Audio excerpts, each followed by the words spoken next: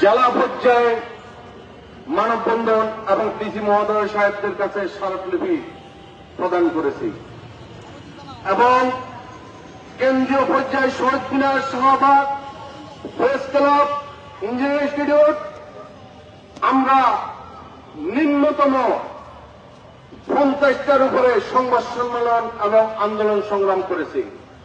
প্রতিটি সংবাদ সম্মেলন এবং আন্দোলনের পরে আমরা মন্ত্রণালয়ে আমাদের সম্মানিত উপদেষ্টা মন্ডলীদের কাছে আমরা স্মারকলিপি প্রদান করেছিলাম। কিন্তু দুঃখের বিষয়, স্মারকলিপি প্রদানের পর আমাদেরকে প্রতিনিধি হিসাবে ডেকে কেয়ারটেকার সরকার শুধু প্রতারণা করে গেছেন, বিনিময়ে আমাদেরকে কোনো কিছু দিয়ে যাননি। এবং বর্তমান সরকার ক্ষমতা গ্রহণ করার পরে আমরা শান্তিপূর্ণভাবে 15 মে সরকারকে অবগত করে একটা মানববন্ধন করেছিলাম এবং 13 তারিখ একটা সমাবেশের আয়োজনের ঘোষণা দিয়েছিলাম। কিন্তু দেশের পরিস্থিতি, বন্যা কবলিত এলাকায় সর্বাধিক বিবেচনা করে আমরা আমাদের এই সমাবেশকে পিছিয়ে আজকে আবার আমরা একত্রিত হয়েছে শুধুমাত্র বাংলাদেশের প্রধানমন্ত্রী এবং তিন দলের প্রধানমন্ত্রী, আবাসীর নেত্রী বেগম খালেদা জিয়া এবং প্রেসিডেন্ট জিয়াউর রহমান সাহেবের ছেলে বর্তমান বাংলাদেশের প্রধানমন্ত্রী তারেক রহমান সাহেবের দৃষ্টি আকর্ষণের জন্য শুধু আজকের এই সমাবেশ। আমরা আশা করব বর্তমান সরকার সহ এবং সংসদের যত বিরোধী দলীয় এবং সরকার দলীয় এমপি মন্ত্রী মহোদয়রা আছেন তাদের দৃষ্টি আকর্ষণ করে আজকের এই আমাদের সমাবেশ।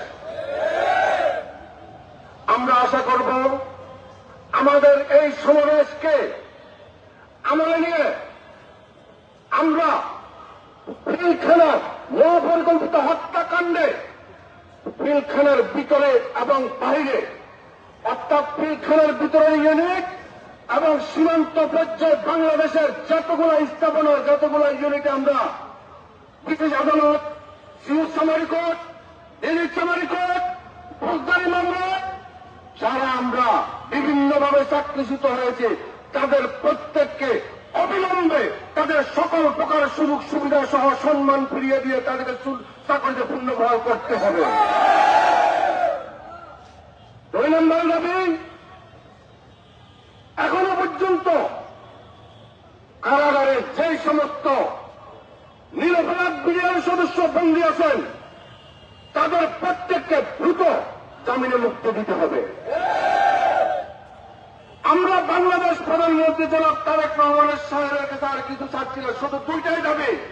আপনি হাজার হাজার দাবি মেনে নেওয়ার মতো ক্ষমতা আল্লাহ পাক রব্বুল আলামিন আপনাকে দিয়েছে বিধায় আজকে আপনি দেশের প্রধানমন্ত্রী।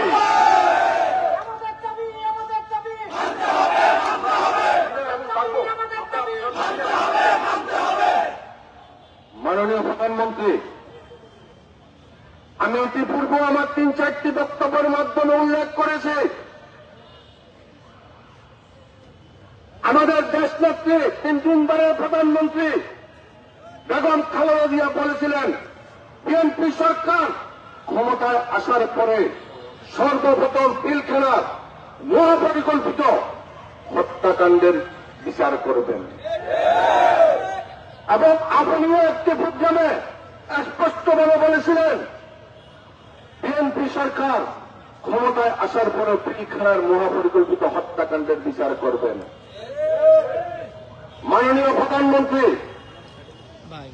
আমাদের দেশনেত্রী বেগম খালেদা জিয়ার কথাকে আপনাদের দ্রুত বাস্তবায়ন করার জন্য আমরা আপনার কাছে দাবি জানাচ্ছি। মাননীয় প্রধানমন্ত্রী, আমরা মজলুম, আমরা অসহায়, আমরা পরিস্থিতির শিকার। যদিও পিলখানার হত্যাকাণ্ড নিয়ে তৎকালীন সরকারের আমলে তিনটি তদন্ত কমিশন গঠন করে রিপোর্ট দায়ের করেছিলেন, ওই 3টি রিপোর্টে তারা সাজিয়ে গুজিয়ে শুধু মাত্র বিডিআর সদস্যকে দায়ী করেছেন। কিন্তু কেয়ারটেকার সরকার আলম ফজলুর রহমান স্যারকে কমিশনের প্রধান বানিয়ে একটি তদন্ত কমিশন রিপোর্ট প্রকাশ করেছেন, যা আজকের এতক্ষণ পর্যন্ত দেশের জনগণ দেখতে পায়নি, এবং ওই তদন্ত কমিশন আজকের এতক্ষণ পর্যন্ত আরো বাজার দেখতে পায়নি। আমরা চাই অতি দ্রুত তদন্ত কমিশনের রিপোর্ট জনগণের সম্মুখে প্রকাশ করা হোক। আমরা চাচ্ছি প্রকৃত অপরাধী যারা আছে তাদের বিচার হোক। আমরা দাবি করছি কোন প্রকার অপরাধী এবং ষড়যন্ত্রকারী যেন এই সঠিক বিচারের বাইরে যেন না থাকে। ঠিক তেমনি আরো জানাচ্ছি, কোন নিরপরাধ বিডিআর সদস্য যেন এই মিথ্যা বিদ্রোহের জ্ঞানের ভার যেন আর টানতে না হয়, আমরা এই দাবি জানাচ্ছি। আমাদেরকে বিদ্রোহ তকমা থেকে বিদায় দিন। আজকে আমরা সমাজে মুখ দেখাতে পারতেছি না। আমাদের সন্তানদেরকে রাষ্ট্রের উপরস্থ কোন একটা কর্মে অত ভালো কোনো স্কুল কলেজ আমরা ভর্তি করাতে পারতেছি না। শুধু একটা তকমা দিয়ে বেড়াচ্ছেন আমরা বিদ্রোহী সন্তান। মাননীয় প্রধানমন্ত্রী, আমরা বিদ্রোহী নয়, প্রত্যেকভাবে বিদ্রোহী না। তাদের নাম ইতিমধ্যে প্রকাশ হয়েছে, যার মধ্যে তৎকালীন সরকার, আওয়ামী লীগের কিছু দোষর এবং ভারত সরকার সহ এতে জড়িত, এবং আমরা অতি দ্রুত তাদের ফাঁসি দাবি করছি এবং বিচারের আওতায় আনার জন্য আমি দাবি জানাচ্ছি।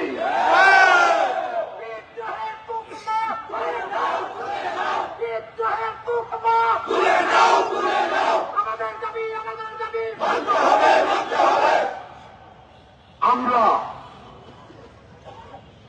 মজলুম, আমরা অসহায়, অনেকের ধারাধারি করেছি, আমাদের পাশে কেউ এসে দাঁড়াচ্ছেন না। পুরো বাংলাদেশের সংসদ সদস্য মহোদয় নবনির্বাচিত সরকার দলীয় এবং বিরোধী দলীয় সকলের কাছে আমরা স্মারকলিপি প্রদান করেছিলাম। প্রত্যেকে আমাদেরকে ওয়াদা করেছিলেন আমাদের ব্যাপারে সংসদে কথা বলবেন, কিন্তু দুঃখের বিষয় ওনারা কেউ আমাদের ব্যাপারে সংসদে কথা বলতেছেন না। আমরা এই সমাবেশে দাবি জানাচ্ছি, মাননীয় সংসদ সদস্য মহোদয়রা, আপনারা জনগণের নির্বাচিত সংসদ সদস্য, অতএব আপনারা আমাদের মজলুমদের জন্য কথা বলুন। আমরা প্রত্যেকে এখানে কেউ না কেউ আপনার নির্বাচনী এলাকার সদস্য, আমরা প্রত্যেকে আপনাদের নির্বাচনী এলাকার সদস্য। অতএব আমার প্রতিনিধি হয়ে আপনি সংসদে দাবি করবেন, এটা আমরা দাবি জানাচ্ছি।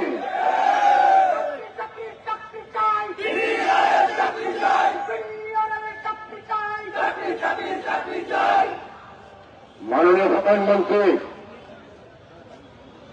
পিলখানার মহাপরিকল্পিত হত্যাকাণ্ড কোন সাধারণ হত্যাকাণ্ড নয়। এই হত্যাকাণ্ড ঘটিয়ে বাংলাদেশের দুইটি বাহিনীকে ধ্বংস করার জন্য, প্রতিরক্ষাকে দুর্বল করার জন্য এখানে মহাপরিকল্পিতভাবে হত্যাকাণ্ড